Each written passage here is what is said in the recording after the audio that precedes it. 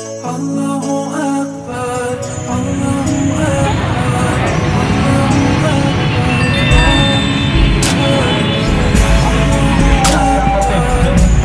Untuk negara satukan hati,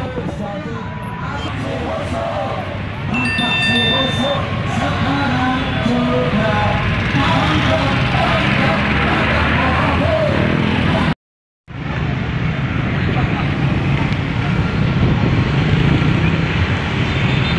Kami umat Islam tidak pernah tercatat dalam sejarah melakukan tindak radikalisme maupun anarkis.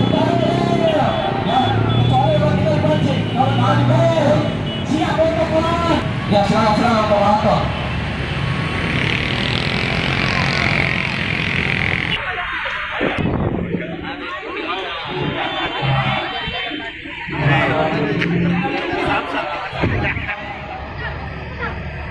Kita kirimkan salam dan salawat buat junjungan Nabi besar Muhammad SAW, Nabi yang membawa kita dari alam kegelapan ke alam terang benderang seperti sekarang ini.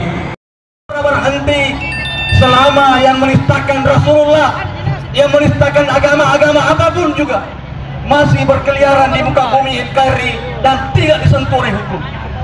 Siap berjilid-jilid berjuang? Siap! Siap mewakafkan dirinya untuk membela Rasulullah? Siap! Allahu Akbar. Terima kasih saudara-saudara sekalian.